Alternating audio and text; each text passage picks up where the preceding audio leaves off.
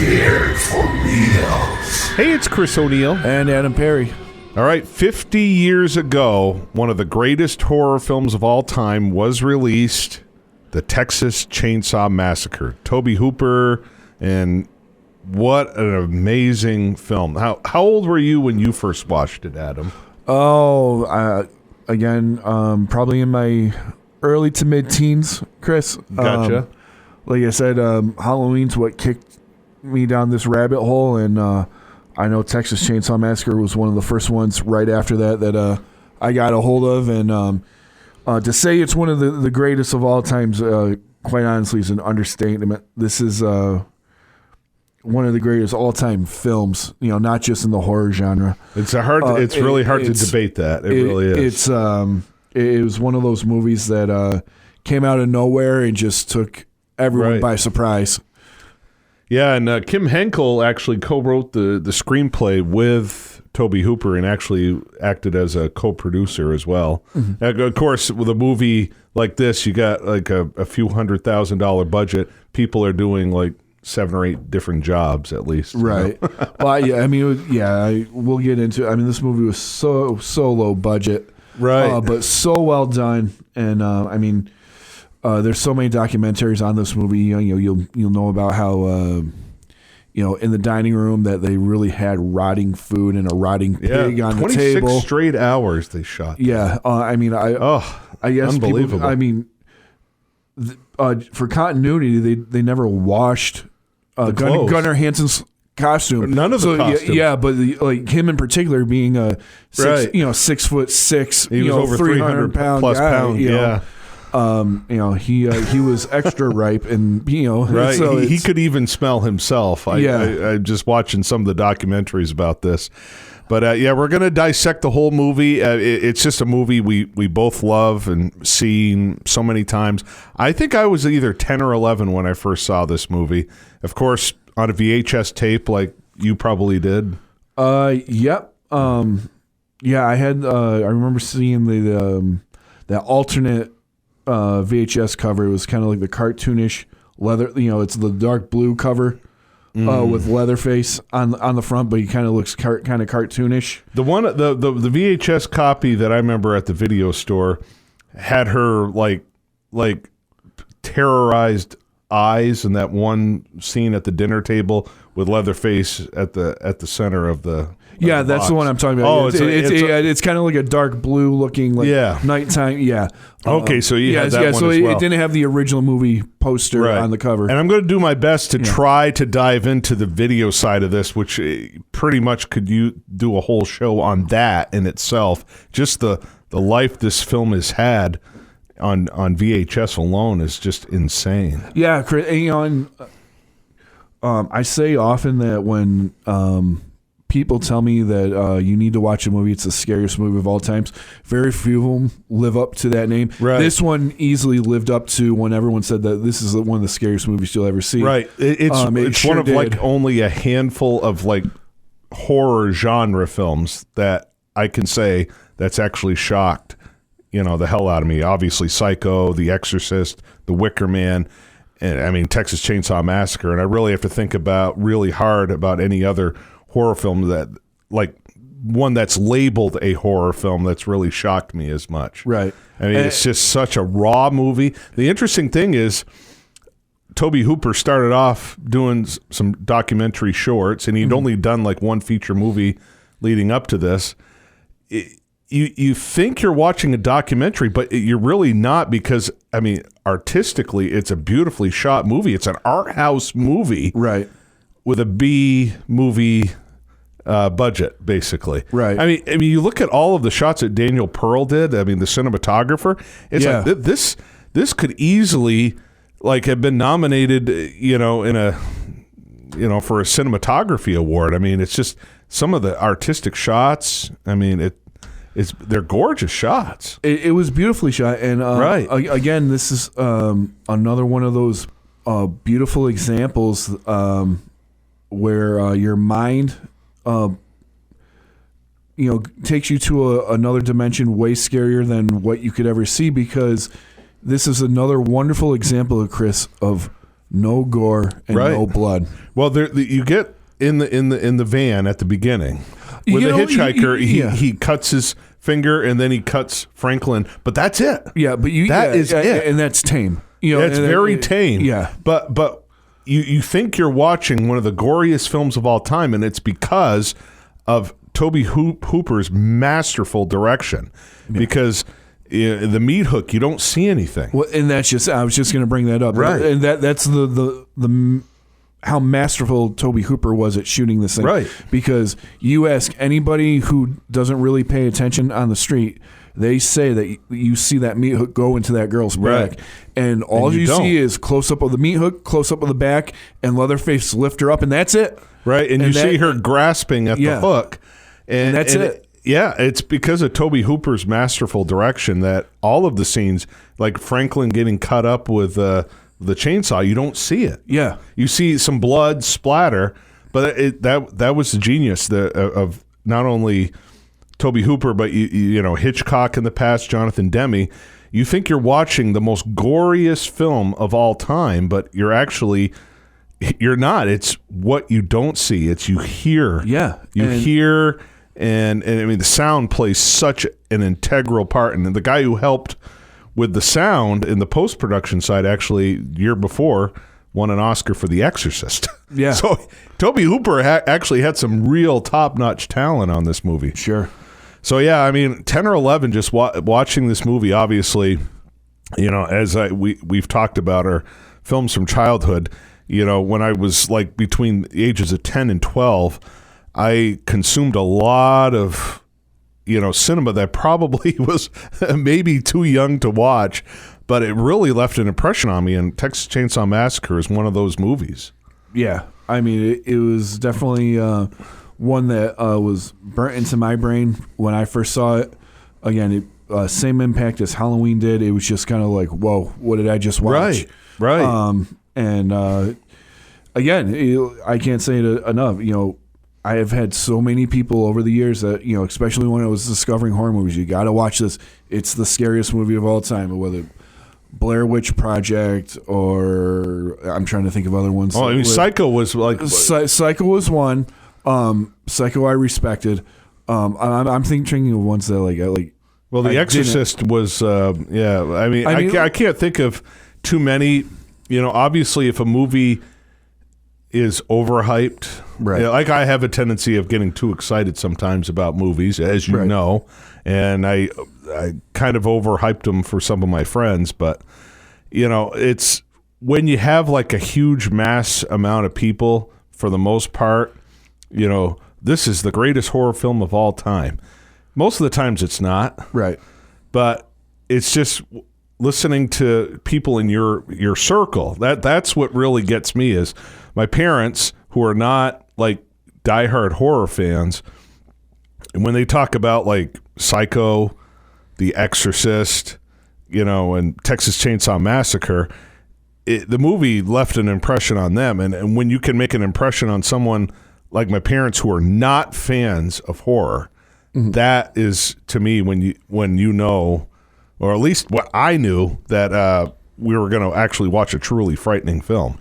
Yeah, no, and that was the point I was trying to make. Like in my group of friends, and I know there's the biggest one that sticks out to my mind, and I know there's like 100 others, but it was always Blair Witch Project. Everyone always told me like Blair Witch Project, scariest movie of all time. Scary, and like when you actually watched the whole thing, and right? then I watched the Blair Witch Project, and I was like, "This is the dumbest thing I've ever seen in my life." But you know, in those movies of scariest movies of all time, Texas Chainsaw Massacre was always in there. So when I saw it, I was like, "Okay, I get it. You know, I get why you would say that." You know. Well, and I was just listening because I know Kim Henkel, Tobe Hooper both talked about it, especially Kim Henkel.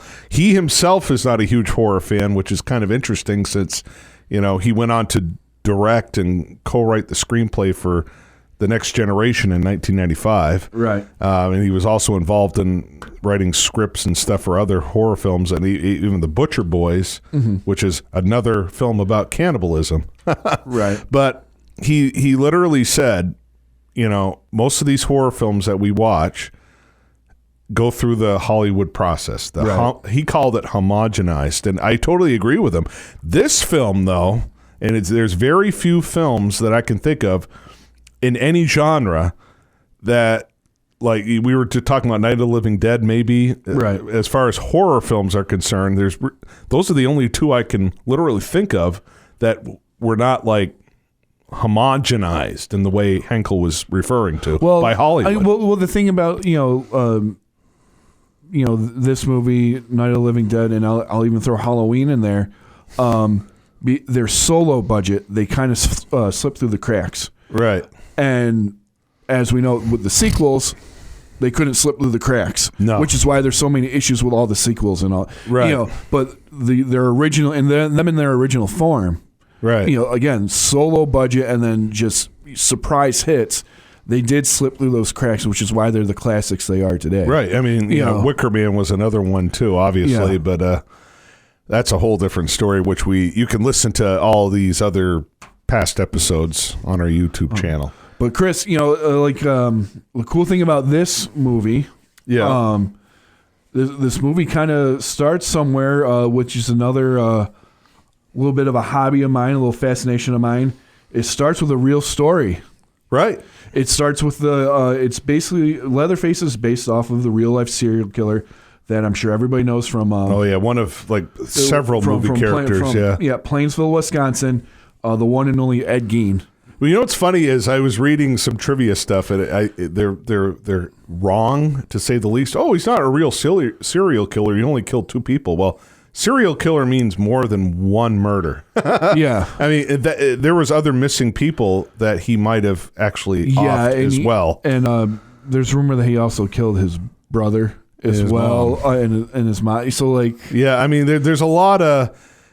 There were some missing people that might have been attached to him as well, but I don't want to focus too much on that because a lot of people already have seen tons of documentaries about Ed Gein. But it's just like Norman Bates, Ed Gein. Mm-hmm. There's Buffalo Bill and Silence of the Lambs. Those are a few examples. Of Ed Gein. But the only reason why I bring him up because of all the movies, I think this one is most closely related to Ed Gein because of we have Leatherface he makes his mask out of human flesh.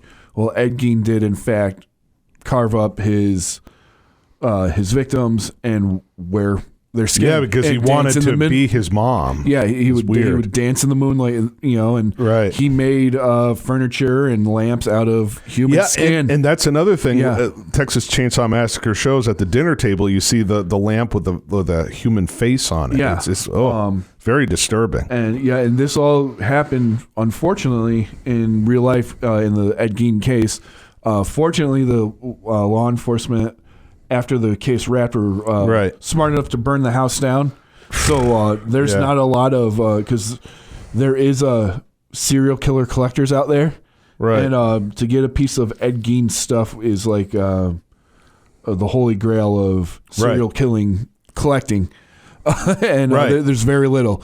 So thank God for that. I mean, just about anybody can still get a hold of like a John Wayne Gacy painting.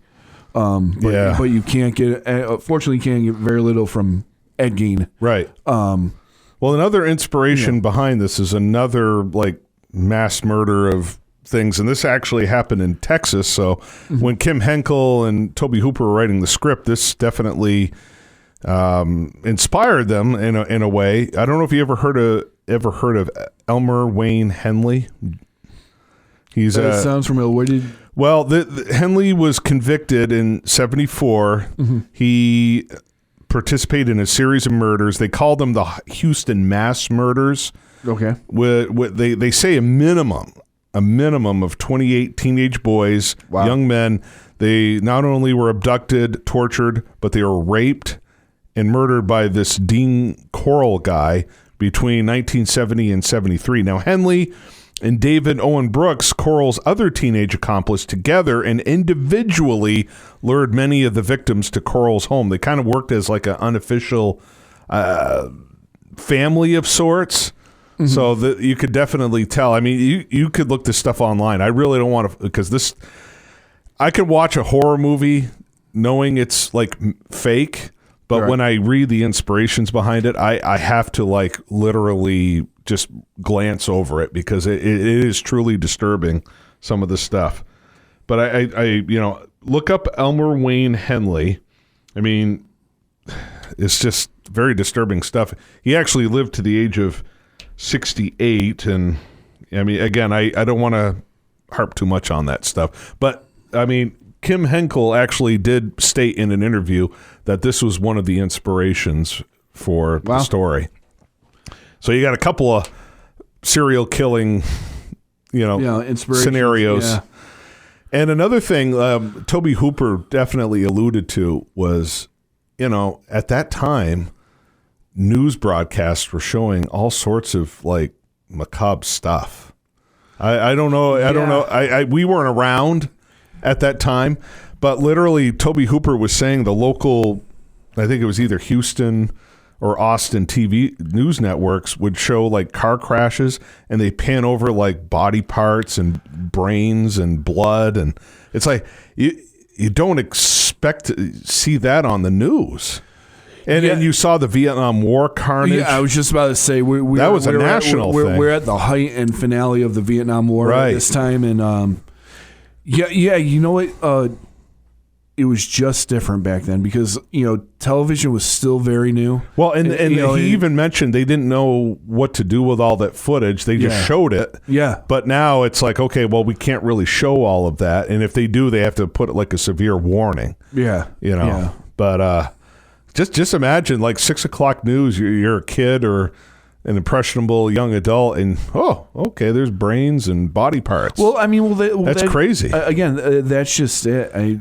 You and I can't imagine that because we grew up in different times. Yeah, we grew up in a time where like they were like, okay, children are watching TV. We probably shouldn't. I mean, because like blood and gore aside, I mean, it wasn't unnormal to like turn on the Carol Burnett show and see a totally topless woman on the show. Right. It was just what it was. Right. And so times of censors had changed, and I must have missed that episode, by the way, because my parents watched the Carol Burnett show. Oh, there's so many. I've watched. I never saw all of them. I guess I've watched so many compilations of like bloopers and outtakes, and like that was like gags they would pull on each other just to mess each actors up. They'd open a door and there would be a girl totally nude. And this all happened on live national television. because it was filmed live. Yeah. So and again, there was no censors. There was no nothing because you didn't really know how to control this animal that was television. Right. But over time and like as we got into the late 70s, 80s, and obviously 90s, our generation, right, they kind of got a hold of that. But Vietnam. I mean, just you saw poor guys blown apart. So I mean that was definitely an inspiration. Well, he saw it on TV, and it was something that definitely stood in his mind. And the interesting thing, there's a lot of interesting stuff to deal, about society. There's like dialogues, like with the hitchhiker and the group talking about like he used to work at a slaughterhouse, but machines have replaced. Yeah. So he no longer had a job, and you kind of get the sense that guy was potentially a Vietnam veteran. The guy who played him actually served in Vietnam. That's another thing is him, and I know the cook, he served in World War II, the guy who played the cook, Sea Dow there, and there was a couple other, the guy who played Franklin, he served in the Vietnam War. Mm-hmm. So there's definitely a lot of, you could definitely tell a lot of sense of the time in the movie. And not only like these people were kind of forgotten about, like they, because how the news media likes to divide as well as the government, it's like these people, when you venture outside of the city or the suburbs, be careful. You never know who you're going to come across. And your guy, Adam Marcus, actually was talking on the legacy of, because he actually wrote the screenplay for the 2013. He wrote him. I interviewed him a few years ago, and we actually got deep into, it was Texas Chain Saw Massacre 3D. Yeah, that's right, 3D. And, he wrote the studio came to him and said that they wanted a direct sequel to the original movie. So he and his wife wrote a direct sequel, so much that Tobe Hooper and everybody involved loved it. And then the studio got involved. And he actually says in our interview as we're watching, he's like, we went to the movie theater, we watched it, and we're like, what happened to our movie? This is not what we wrote. Right. Go Get 'Em Cuz was not ever in his script. So see, I have a hard time watching the sequels, as you know. Yeah, we'll get into the sequels later, but yeah, basically, I'll save that for later. But Adam Marcus definitely mentioned in The Legacy on how society, like, between the media, the government, they always try to keep that divide with the blue class and the white collar workers, whatever you want to call them. There's always a divide there. But he goes, in all actuality, if you needed gas, like these guys obviously needed gas. Yeah. And they weren't causing any harm. He goes, most of the time they welcome you with open arms in the rural parts of America. He goes, you're not going to get like eaten or killed. But there's also the whole vegetarianism aspect of the film, where the humans were kind of standing in for the cattle being led to the slaughter, so to speak, and the whole foreshadowing. Franklin pretty much foreshadows all of their deaths in there, and how certain people had a hard time eating meat after watching the Texas Chain Saw Massacre. So, I mean, they also allude to that was the time of the gas shortage as well. Yep. So Jim Sedow's character says, "Yeah, we have no gas." Yep. So there's a lot of stuff that at the time, and it's still very relevant to this day. Obviously, this isn't just a movie for the 70s because 50 years later, we're still talking about this movie. And we're just having fun analyzing it and discussing it, and because it's one of our favorite movies. But I mean, it is a timeless film, right? It it says 1973, but it could have easily happened yesterday. Oh, sure. And we're on the brink of another potential war as we speak. There's just and there's still that cultural divide amongst ourselves, and the same kind of people are still dividing us. So it's a timeless movie, timeless message. But as we were saying before we hit the record button, Chris, the wonderful thing about this movie and a movie like Night of the Living Dead, right? If you and this is to me the wonderful thing about the horror genre in general, right? There's so much subtext. Yes. But it's often very cleverly hidden.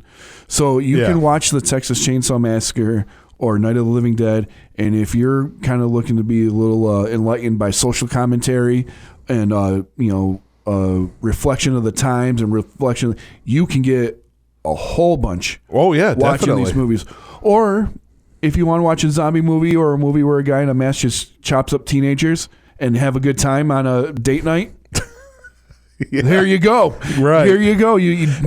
That's another thing I want to point out, because you and I constantly talk about the traditional slasher movie. Teenagers up to no good. Yeah. They're causing all sorts of problems, so that it's kind of a comeuppance. Right. These guys do nothing wrong. Yeah, it's definitely definitely a random act. Yeah, they're not doing anything wrong. They're trying to, the hitchhiker guy is digging up corpses and creating his own art with them and taking body parts and eating them and cooking them. And all these people are like, hey, is our grandparents okay? Are they still buried, or are they one of the many that have been like dug up? So that they're literally, it's kind of like a mercy mission. And they're just like together. They're not literally causing any harm at all. They're not doing anything wrong. It's a perfect example of wrong place, wrong time. Right. But what I'm saying is, not a lot of the slasher movies have that. Well, you have these, unprotected sex. They're causing mischiefness, and they're doing things they probably shouldn't be doing. This movie goes against that. Even Psycho, she steals money. Right. I mean, and you have Peeping Tom, you've got prostitutes and stuff. This movie goes against all of that. They're literally causing no harm to anybody. And it's like you said, the wrong place at the wrong time. But it literally is the only one of its kind that I can think of. But here's the thing, Chris, though. Just to play devil's advocate to that point, you got to remember the slasher genre as we know it. Right. Didn't come until after Halloween. There was no rules to a horror movie. There was no tropes. Right. So you had an occasional one like Psycho, Peeping Tom, and Texas Chain Saw Massacre. Right. So there was no horror subgenre called the slasher genre until Halloween, which doesn't come out 4 years after. Right. So I mean, so that's kind of why. But it's just if you watch though. the sequels, they all fall into the same tropes. This is another good example because before Texas Chainsaw Massacre, you had like middle-aged adults getting into these situations. Right. It wasn't older teenagers, young adults. This was like the first of its kind, the first final girl, if you will. Right. And that's just the thing. It's the movie, post Halloween, it falls into the slasher category by default. Right. But you can't really consider it a slasher movie because it wasn't one of its kind. It was just it was Texas Chainsaw Massacre was just that, the Texas Chainsaw Massacre. Right. It didn't fall into any subgenres that would come later. Explosion of Halloween. Right. I don't consider it a slasher movie. To me, it's just the Texas Chainsaw Massacre. Whereas, like, if you ask me, The Burning, My Bloody Valentine, Friday the 13th, all those movies that came out in the from 78 to 1992. Yeah, I mean, I know what you're saying. Yeah. But I kind of disagree in the same way because without Psycho, without Peeping Tom, without Texas Chainsaw Massacre, Halloween is a different type of movie. But I mean, Texas Chainsaw Massacre was a huge success, and yeah, but it didn't change a genre. It did actually, but not like Halloween. Like guitar playing before and after Hendrix. That's where Halloween kind of lands. Just in popular culture. I'm not saying it's greater or better than Texas. Well, I wasn't saying that either. I'm just saying the impact that it had on the horror genre itself. Halloween's kind of the Hendrix.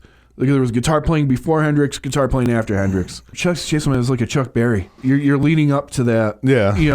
Hendrix, but you're not quite there yet. Halloween is Hendrix, and then everything explodes. That's the thing. You really can't compare any other movie to Texas Chainsaw Massacre because it is a movie unto itself. Definitely, you get some giallo vibes from Italy. Sure. That you got there's always a masked killer, some sort of deformed killer in giallo horror. And again, we can argue, where it started all the time. Well, but here's the God's honest truth. They were doing it in overseas way before America hooked on. The same thing with the monsters. The German expressionism was doing it way before. Right, but we saw Texas Chainsaw Massacre started the teenagers, young adults getting offed one by one. It was the first of its kind doing that. And then Halloween, and then the Friday the 13th, and Nightmare on Elm Street, and all of those. It all starts, that kind of storytelling started with Texas Chainsaw Massacre first. Sure. The 12-bar blues riff started with Chuck Berry. Well, that was Jelly Roll Morton in the early 1900s. Made it popular.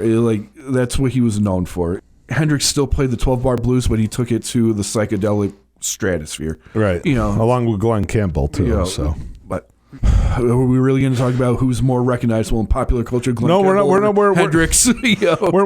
Well, they both are, but different audiences. But that's another conversation. Yeah. No.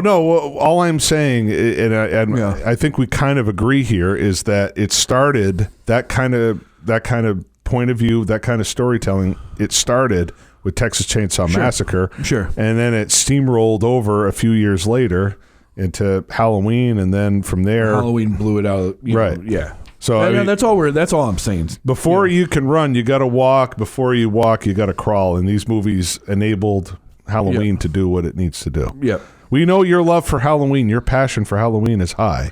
No, but I wouldn't even say that it's better than this movie. It happens to be my personal favorite, but I wouldn't say one is better than the other.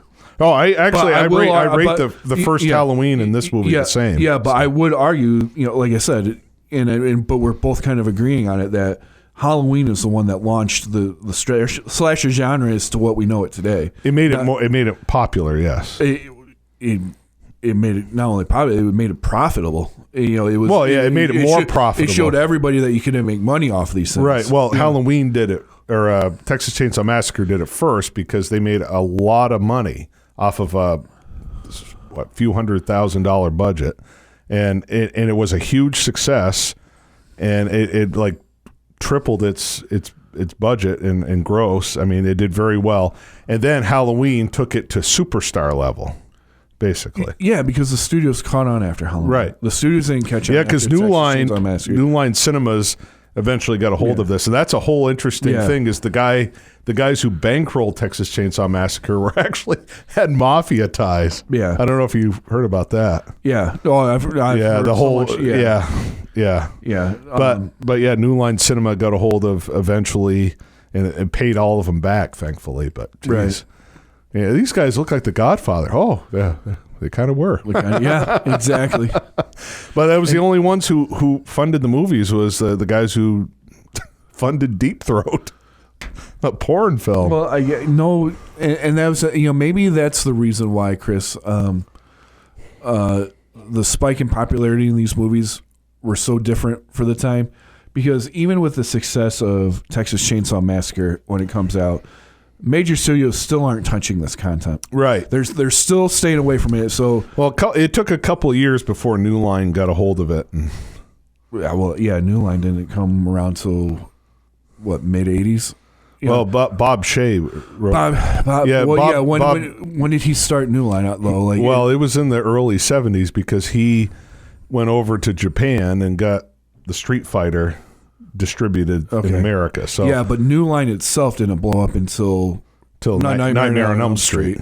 So I mean, it was low. Well, it was like a Roger Corman kind of operation. You know, they're looking for different B movie successes, and then they went into again superstardom with the slasher.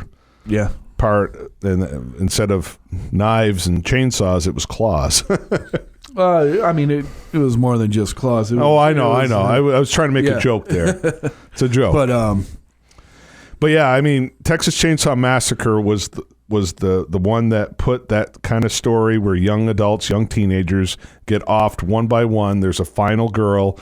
It was the first, and of course everyone else took it and made it their way, and but it all that's all I was saying is it started there. Yeah, it was the first movie where you had these young adults in these situations, and it was geared towards the teenagers and young adults. Because again, I mean, Psycho, you got a middle-aged woman who's having an affair with a married guy, and Peeping Tom, they're all adults. These are like late teens, early young adults, and it was the first of its kind, and then it started something.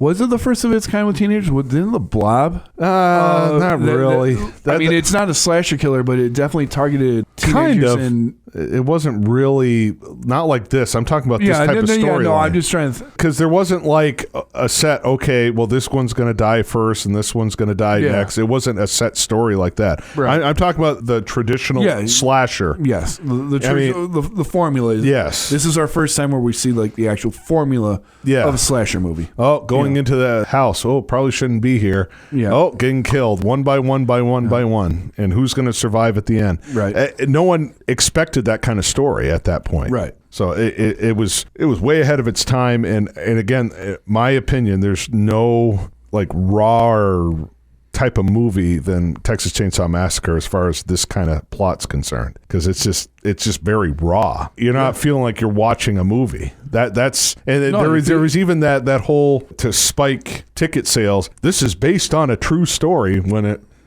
it's not really. Yeah. There wasn't really such a thing. My father even thought it was based on a true story, and I was like, no. Well, yeah, like we said before, they took a lot of stuff from the Ed Gein,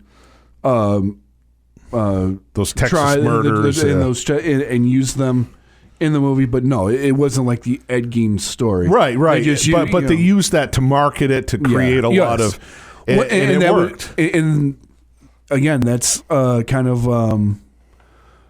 The brilliance in marketing, right? It's just like Last House on the Left with Wes Craven having them repeat, it's only a movie. It's only a movie. Right. It's only a movie. Or Blair Witch Project. Wes Craven even did the cannibalism thing like 4 years later with The Hills Have Eyes. Hills Have Eyes. Right. But again, and Blair Witch Project, Blair Witch Project, as bad as a movie as it was, or at least I think. I know there's a lot of fans of the Blair Witch Project, but I couldn't get through it, so man, you did a lot better than I did. I think the only thing that pisses me off about it is that if I knew you can make so much money by just running around the woods with your dad's camcorder, I would have done it. But that's besides the fact. But the brilliance of Blair Witch Project was the marketing. Right. They really had people believing that this was found footage in the woods. Right. They were watching these kids get attacked by whatever in the woods. Texas Chainsaw Massacre did the same exact thing. You thought that you were watching a snuff film of the deaths of these kids. It's interesting. You're not watching a documentary, but somehow it feels like you're watching a documentary. Yeah. I mean, with the commentary in the beginning. Right. Yeah. Right. And John Larroquette. Yeah. He's like the only real known guy that, like, as far as cast goes, that went on to bigger things. Right. And I love he goes, how did you get paid? With marijuana. Basically, yeah. That's basically all of them. Right. All they all got. And that was another thing. I guess the farm that they actually filmed on, that whole area, was a pot development. Yeah. And I know Richard Bosman was talking about in an interview, in Texas at the time, the laws were kind of vague. You could spend anywhere between 2 years to life if you had possession of marijuana. So he literally oh my God, this is pot. Yeah. So he called the sheriff. The sheriff came out and he's like, I just want to let you know, this was here. We didn't bring it here. And luckily he goes, luckily they didn't come back. Cause like Gunnar Hansen. Oh yeah. He wasn't an actor. No. He was in 3 movies. He was in this movie, Hollywood Chainsaw Hookers, and then he makes a cameo in Texas Chainsaw 3D. Yeah, and most of the actors. And then unfortunately he passed away. He wasn't an actor. He was a big dude, and they're like, put this on. Right. Well, most of the cast, they didn't really go on to do anything. I mean, I know like James Sedow, who played the cook, he worked in some theater after he served in the armed forces. Yeah. And he was in some obscure movie called The Wind Splitter in early 70s, and then Texas Chainsaw Massacre. I mean, you look at his filmography, does these television movies, and he really didn't do a lot of anything else. Yeah, he was in the Texas Chainsaw Massacre too, where he actually given the name of Drayton, his character. Yep. But it's like most of these actors didn't do really anything. Mm-hmm. I know the guy who played the hitchhiker, he went on to do a lot of voice stuff. Yes. Yep. But none of them really were like big stars. I mean, John Larroquette, again, was the only one that actually had that kind of acclaim, right, with all of his TV series that he was in. But yeah, I mean, it's this film, and that was another thing, like all these horror movies before Texas Chainsaw Massacre, you had these familiar faces. There was no one that looked familiar in these movies. Exactly. That gave it where a lot of people thought they were watching something real, something like true. Exactly. And I couldn't agree with you more. If you have no idea who you're seeing on screen, you can't take yourself out of. And I'm glad that they did it that way. And I think a lot of these probably movies had budget. They probably budget aside, you don't really, with a movie of this nature, you don't really want having recognizable faces because it kind of takes away and distracts. I mean, it could, but I mean, if we were to ask Tobe Hooper if he had the money to cast someone as the cook, I'm sure he had a list of dream actors. Maybe. I'm certain he did. Yeah. But I mean, when you have it worked out so well this way. $1,400 budget. Well, that's the thing. We're talking about success. I mean, they hit a few $100,000. The movie made over $30 million. Yeah. That's huge. Mm-hmm. But it's just funny just looking at, how it's like how people thought this was actually a true story, and it was marketed so well. Yeah. But, brilliantly. Brilliant. I mean, right from the beginning of the movie with the hearing the flash and hum of the camera. Right. I mean, that's the most creepiest sound in the world. Right. And that was another thing. Let's talk about the sound. That's what I was going to try to get into here. Is a lot of people are talking about the legacy of the movie, and they're like the music. The music is more of a drone. Like you get drones of percussion, drones of some synthesized sounds, and you get like animal noises, camera clicks, weird sounds, and it's very unsettling. Yeah, there really is no music per se. Yeah, I mean, the music is credited to Wayne Bell and Tobe Hooper. Yeah, I mean, let's be honest. The last 30 minutes of the movie, all you hear is the girl screaming. Right, you hear chainsaws and a screaming. chainsaw.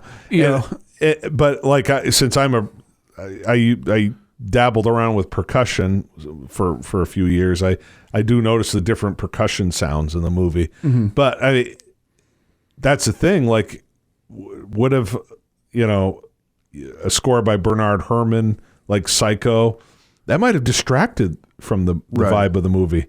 It's just unsettling when Kirk, the alpha male, first guy goes in there, boom, and you just hear gets clobbered. The thud of the hammer thud, to the hammer, and then the synthesized sound when the door closes. It's like, whoa, yeah. And if you had a music score, I think that would have ruined it. No, it would have ruined it. No, and I don't know if they didn't put a proper score in there because of budget, but they didn't need it. No, and it worked out well. Just between what Wayne Bell and Tobe Hooper did with the sound and the score, it was fine. Just have the drones, have the sound, the clicks, the screaming, the chainsaw. It's all you needed. Yeah, I mean that's taking a page out of Frankenstein's book. Right. There was no soundtrack in Frankenstein. Yeah, or Dracula for either. Yeah, I mean, so to hear bats or the thud of the dirt on the coffin, I mean, that terrified audience in 1931. Nothing to us today because we're so desensitized. But I mean, for the first time you're hearing that clump of dirt on a casket.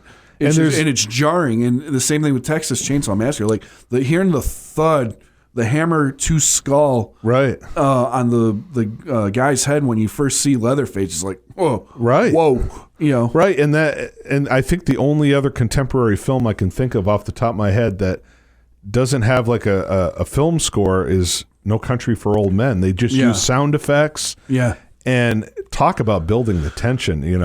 When you've got Javier Bardem with that again, the thing that Franklin refers to, the oxygen thing that they used to dispatch of cattle nowadays. I mean, he's literally using that the whole movie to off people with a hitman using that as a weapon. Yeah.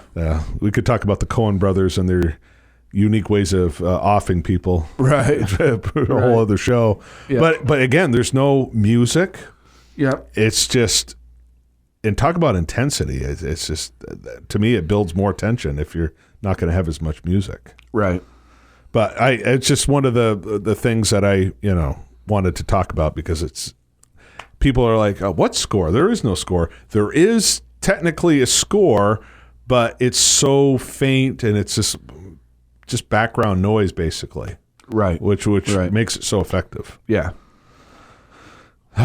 There's just so many things we can talk about. There's, again, some people have looked at this movie, how men's lives would be without women in there. Because women, believe it or not, it's like you see the worth of women keep their body parts.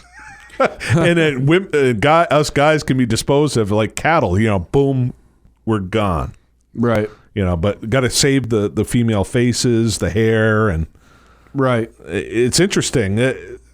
I don't know if there's anything to that, but I know Kim Henkel said in an interview, he goes, you guys can interpret it whatever way you want, but where would our lives be without women in there, without the influence of women in our lives? And you kind of see it in this movie. And interestingly enough, the woman is the only one that really... out of the protagonist side, is the only one that survives. Mm-hmm. Yeah, I mean, really, yeah.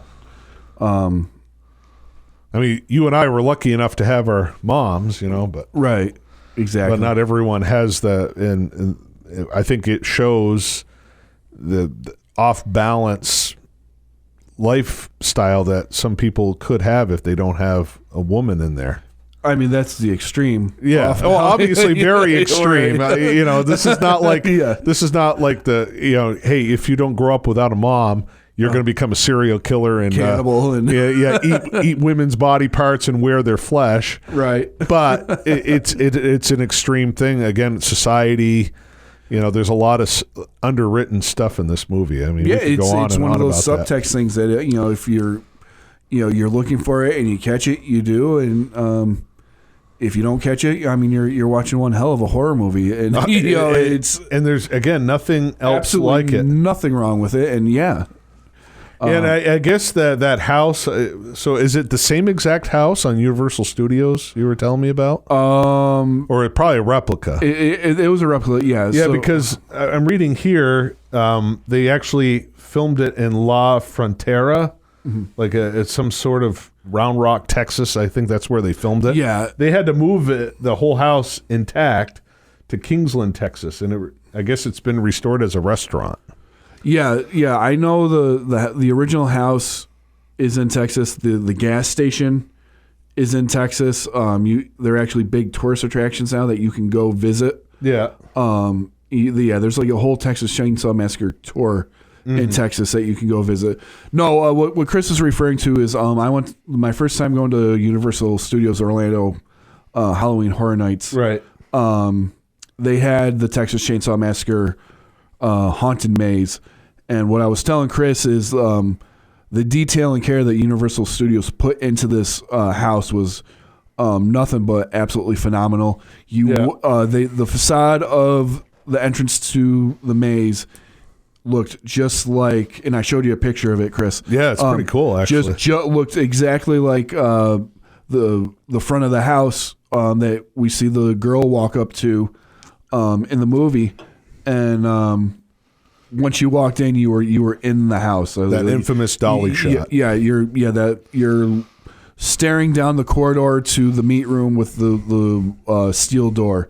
And then you look to your right, you see the living room with all the bones, and you walk through the whole thing, and obviously Leatherface is jumping out at you to give you some cheap jump scares. But right, being the dork that I am, I was just taking note of how detailed, like the three best houses that year, Chris, was Texas Chain Saw Massacre, The Exorcist, and Halloween 2. And what set those apart from all the 6 or 7 other houses that they had, right, was that when you walked in, you were scene for scene the movie. Like Exorcist, when you walked in, you had become the famous Max von Sydow cover of the book. You're standing in front of the light post looking up at Reagan's. That's cool. I mean, like, you become that poster. Same thing at Halloween. You walked through a giant pumpkin that looked like the Halloween 2 pumpkin. Yeah, the one that's famously on the cover. Yes, and then you walk through the closet, and you turn out of the closet, and you're in the recreation of the finale of the original Halloween. Wow. I mean, it was all three of those houses, like, very interactive, it sounds they like. were interactive, and again, you felt like you were in these movies. Interesting. I can't say anything but good things about how Universal Studios puts on their Halloween Horror Nights. If you are a horror junkie, a horror fan, if you love Halloween, if you just once in your life go to Universal Studios Hollywood or Universal Orlando during September and October, and it's expensive, but worth every penny to do these things if that's what you're into. Gotcha. But yeah, the Texas Chain Saw Massacre house was absolutely phenomenal. Right. Absolutely. Well, and we talk about like the legacy of Texas Chain Saw Massacre. I mean, again, it paved the way for Halloween, and it was the biggest money-grossing independent horror film of all time until 4 Halloween. years later. Yeah. And again, if it wasn't for Texas Chain Saw Massacre, we could argue and debate that any of these other slasher horror films would follow. It was just such a unique thing. It still is very unique to any other film of the genre. I mean, and that's just it, and I know normally, we go down through the plot in detail, and so I don't think we need to do that in the show. We don't. No. It's 50 years old, and everyone has seen it, but it's still the lasting impact of this movie. Yeah. Is just everywhere. Well, let's talk. I wanted to spend some time on the video side of it because, oh my goodness, I mean, this is such a huge history. I mean, yeah, we were talking about the videotape in CED in the early 80s by Wizard Video, Vestron. I want to say the Vestron video was the cover we saw. I mean, God, there's been so many VHS versions of this. But check this out, Adam. The British Board of Film Classification had long since refused a certification for the uncut theatrical version. In 1984, they refused to certify it for home video amid a moral panic surrounding video nasties. Yeah, that was one of the big ones on the video nasties list. So if you lived in Canada and in Great Britain, you you weren't allowed to see this movie for a long time until 1999. Yeah, that's when the BBFC director James Furman retired, and the board passed the film uncut for theatrical and video distribution. They had to put that 18 certificate on there, and I think I'm holding a copy of the one of the latest 4K editions, and on the J cover slip, it has the 18 on it. Yeah, because this is like I had to import this sucker, but I guess it was like released on Laserdisc in the United States in November of '93, and then DVD in October of 1998, and of course May of 2000 and overseas. But and then in 2005, the film got a 2K scan. Again, it's like, to me, that was the beauty of watching on a VHS. I mean, this was like a documentary film. I mean, I love watching it cleaned up, but there's something special. It gives it, it's raw appeal when you see it in VHS form, because it feels like that kind of movie, right? Where you just, here's some documentary footage I just came across, But yeah, 2005, you got the 2K scan, and it was released on DVD and Blu-ray. And then fast forward to 2014, you had a more extensive kind of restoration, a 4K one, personally supervised by Tobe himself, using the original 16mm AB reversal rolls. And after a screening in the Director's Fortnight section of the Cannes Film Festival 10 years ago, it was also released through Dark Sky Films, part of their 40th anniversary edition, which a lot of people loved. And then, 2022, I think it was a couple of years ago now, there was 4K editions. There was two of them. I'm holding one of them here. This is the Second Sight 4K edition. I was lucky enough to win this, actually. But the Second Sight edition is just, you got like a 200-page hardcover book with it. As you saw, it was. Oh yeah, it's beautiful. It's beautiful. It's a 3-disc set. You've got the film on 4K and Blu-ray. Unfortunately, this limited edition thing is long gone. You can't, unless you pay like $500, $600 on eBay or something. Yeah. But they do have a standard print which has all the features on it. So that's cool. It just, I don't think you can get the book or the lobby cards. But there was another one. I forget. It might have been Dark Sky that released it in 2022 in the United States, which had a more grainy look to it. So the Second Sight one was polished, clean looking, and then you had the 4K restoration in the United States, which had a more grainy feel. So it's like, which one do you want? Of course, people who are obsessed with this movie got both, and I'm like, yeah, must be nice having that kind of cash lying around, right? Because they're both. The Second Sight limited edition was kind of pricey. I was lucky I didn't have to pay that, but and now you saw the link I sent you a few weeks ago. They've got a big 50th anniversary 4K edition that they're working on. Yep. Which has not only the Blu-ray, but it also has the 4K and the VHS, and it comes with an actual replica of the chainsaw itself. Oh, cool. Yeah, and it makes the people will chainsaw buy that. sound. Oh, It's yeah. gonna buy that It's up. $300 though. That's cheap for what they're offering. It's I don't pretty, know. It's pretty. If you're getting a replica of the chainsaw, the collector's gonna eat that up. Yeah, it's a limited edition. I'm happy with the Second Sight one myself. Yeah. I can't see myself spending $300 on that though. Right. I mean, but there people will. Oh yeah, And, no doubt. and merchandise for Texas Chainsaw Massacre is hotter than ever. Right. I know this from owning my retail store where I was dealing with primary horror merch. Leather, all my Texas Chainsaw Massacre stuff always sold very well. Right. Right. There was even an there's a Atari demand. video game. Do you remember that? Yep, there was an Atari video game. I mean, he's a downloadable character in Mortal Kombat. Really? Yeah. Yeah. I did not know that. I never played the game. Yeah. In the recent, I mean, I'm not a gamer either, but in the recent Mortal Kombat games, you can get Leatherface, Freddy, RoboCop, Terminator, Wow. Jason. Yeah, they're all downloadable characters, and he was one of the first. Wow, that's crazy. I mean, it's, and I think we should mention Chris. Unless was there more you wanted to say about the VHS or the? No, I mean, I we could spend a lot more time talking about the different. I had a DVD release that had like a flesh looking thing on the back. Yep. I can't remember what edition that was. I mean, there were just so many home video editions, and if you're an avid collector, you got to get one of them at least. Yeah, absolutely. I mean, if one of the special editions is not in your collection, then and you say you're a collector of horror, Right. you're not there. Do you have any of these on home video, Adam? I have a VHS copy of the original. Oh wow! Did it have that blue looking cover? Or? I have that, yeah, and I do think I have a DVD. I collect I just stick to like the classic monsters in my collection. Yeah.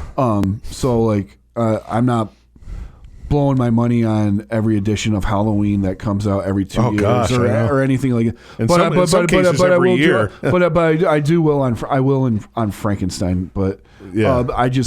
that's just kind of where my collection focuses. Oh yeah. But yes, I do have a DVD and a VHS copy of this movie somewhere. Yeah, like I'm the same way with Yeah. with Hitchcock, Scorsese, Kubrick, Yeah. and it's like I have 2 copies of Vertigo on DVD. I've got a Blu-ray and a 4K of Vertigo. Yeah. Unfortunately, the Blu-ray doesn't work, but like Raging Bull, I got on DVD, Blu-ray, and 4K, and Right. Seven Samurai, I'll be having that on DVD, Blu-ray, and 4K as well. So I even had the VHS at one point of Raging Bull and Vertigo.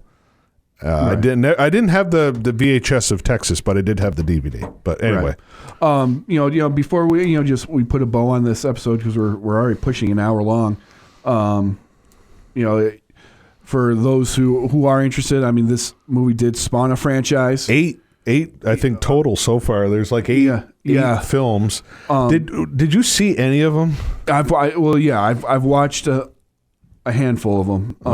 So Texas Chainsaw Massacre 2 by Tobe Hooper. Yeah. Comes out in 86. He did purposely satire his movie. Yeah. Dennis Hopper with the 2 Dennis chainsaws. Hopper with it's Franklin's uncle or whoever. Yeah. That's a cult. That's a classic in itself amongst the horror community in the cult world. Yeah, it's more of a comedy, and it's more of a gore fest. You literally see the gore. In it's this a gore one. fest. And Bill Moseley's. Bill Moseley. His. Their fans are gonna kill me for not knowing his character. Because he's so iconic. Just look at the cover for Texas Chainsaw Massacre 2. It's Breakfast Club. Yeah. It's Breakfast Club. So the movie is literally a horror comedy. Yeah. Satire. Chop Top. Bill Moseley's Chop Top. He's an iconic character. Yeah. Again, so I wasn't a fan of the second one. I've noticed with Texas Chainsaw Massacre, you either love it or you hate it. Yeah, I mean, there's no doubt it has a huge cult following. Yeah. It was a huge cult hit. Yeah, but followed by that was Leatherface, the Texas Chainsaw Massacre 3. That was I did not see that big one. flop. I didn't see that either. Return of the Texas Chainsaw Massacre in 1995. Well, that was the next generation. It had different. Talk about, titles. Look at that, Matthew McConaughey and Renee Zellweger. I mean, just the fact that this is Matthew McConaughey before he kind of exploded in A Time to Kill, Amistad, all those movies. He is so frightening in that movie. Right. I don't know if I saw parts of it. It wasn't that good. Right. I mean, that's Kim Henkel directed it, and as we mentioned earlier, those two sequels, 3 and 4, weren't good. They have their followings. They have their But it's just the fact that Matthew McConaughey, you could see the guy had a lot of potential as an actor. Yeah. I mean, talk about a completely believable psychopath. He really was in that one. Then we skipped all the way to 2003. Yeah, and now I know you're going to disagree with me on this, but I do believe that in this early 2000 era of remakes, this is probably the best of the remakes. I think. Texas Chainsaw 23. This is where we're kind of seeing the CW actors kind of run wild in these horror remakes. We got Jessica Biel in here. I think. Well, me being in my early 20s, Jessica Biel was eye candy, but it wasn't that. It just wasn't. It wasn't that good. It was like when Gus Van Sant reshot Psycho just for an experiment. It's like, okay, he did that shot for shot. He did. I'm not saying that's the same, but it's the same kind of concept. It's like there was really no purpose, and they made a crap load of money, so I was wrong. But I mean, Hooper and Henkel served as co-writers for this. I know. And I thought Arlie Ermey was fantastic in it. He was way scarier than Leatherface, I thought. But because Leatherface was just being, the guy playing Leatherface was just doing what Gunnar Henson did again. Right. Then he had Texas Chainsaw the Beginning, which was kind of a prequel to that. And Arlie Ermey reprised his role. Yeah, and he reprised his role in that. That was 2006. Yep. Didn't really care for that. We talked about earlier, Texas Chainsaw 3D, Adam Marcus and Deborah Sullivan. I know Adam Marcus. I've talked to Adam Marcus about this movie. He will tell you that what he and his wife wrote, Deborah Sullivan's his wife, what they wrote did not make it to the screen. To me, it was a really missed opportunity because in the beginning of this movie, everybody who was alive from the original, including Bill Moseley, all had a cameo, and it was just kind of a wasted opportunity. Right. And that's what Kim Henkel actually said.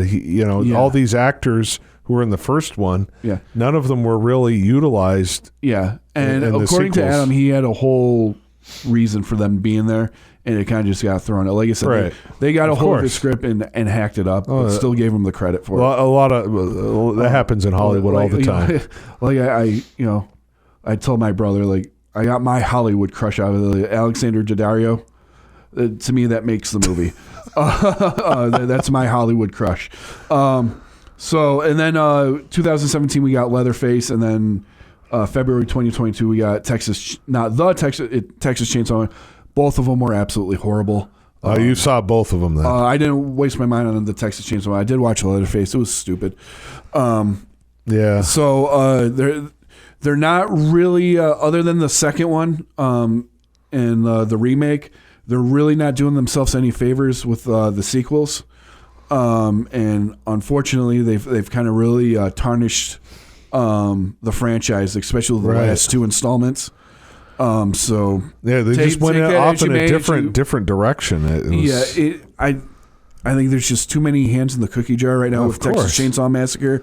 And that happened with your franchise that you love, Halloween. It was just like, what is going on here? Other than Carpenter cashing it in and enjoying all of his money, it's like. Well, I mean, we're 80 episodes in, and we have not yet talked about a single Halloween. So you and I are due for one epic Halloween showdown coming up here. Maybe for this Halloween special, we'll tackle the Halloween franchise, but we'll save that for another day. But Texas Chainsaw Massacre, unfortunately, again, where I thought they were going in the right direction with the remake, they kind of blew it up. And it hasn't been right ever since. No. So, and unfortunately, you're finding that the fans are just losing interest every time they put something new out. Right. And that's sad because Leatherface and the original movie is so iconic. And as horror fans and as, the horror community, I know how you feel about sequels and not touching them, but in our community, in our horror community, we want more. We want to see that next chapter. We want to see, and when it's just wrecked, it's hard for anybody to get behind whatever studio's going to do again, with it. we talked about it with the Monster Squad. Yeah. Leaving you wanting a sequel and you don't get one, that sometimes isn't necessarily a bad thing either. Look, and this would have definitely served Texas Chainsaw Massacre very well if there was really no sequels. Right. It would have served them well. Yeah, it wouldn't have made as much money, but I mean, with all the money New Line Cinema was making on their other entities, their other horror films, I mean, it's just like you said, it was kind of a waste. But again, I mean, if you're gonna make, it's easier said than done. If you're gonna do a sequel, make a sequel worth watching. I don't think anyone goes into making a sequel thinking that we're just gonna do a money grab and this is gonna suck. Well, obviously, Tobe Hooper wanted to satirize the first one a little bit, and it was a mixed I think bag. he just wanted to do something different. I don't think he wanted to do the same story over again. Which I don't blame him. Yeah. So and it worked to a degree because Texas Chainsaw Massacre 2 is very popular. Oh yeah, it's got a huge massive following. Yeah, massive following. Again, Bill Moseley is the biggest thing that came out of that. Well, yeah, Dennis Hopper's comeback too. Yeah, and he's such a horror icon right now. Right. Well, that was the thing. Dennis Hopper, at the time, he had a reputation of being a drug addict. He was. He was. Yeah. Well, yeah, but he was very problematic on the set. Yeah. He literally within like a months, maybe over a course of a year, did Blue Velvet. And then he did Texas Chainsaw Massacre 2 and Hoosiers. Yeah. And David Lynch had nothing but good to say about Dennis Hopper. He was always the first one on the set, and he was always very, very helpful and kind. So, I mean, it was quite the comeback for Dennis Hopper. Sure. 1986 was definitely his comeback. Yeah. And good for him. Yes. Good that he was able to get his life straightened out and, I know. And fix his reputation. But he gave us more iconic cult performances. Sure he did. Yeah. What did you think of the Texas Chainsaw Massacre? I mean, it's one of the greatest horror films I've ever seen, and it's in my top 250 of all time. Mm-hmm. So I love it. I know Adam loves it. For once we actually agree. Yeah. We don't always agree like this. I mean... Yeah, it's okay, but that's okay. That makes I did that mainly for a chuckle, and you failed to give me one. So. It makes doing this show fun, right? So let us know what you think about Texas Chainsaw Massacre: The Legacy. Do you love this film? Do you hate it? Well, let us know. Join the comment section. We didn't do this at the beginning, but subscribe so you never miss an episode, and comment below.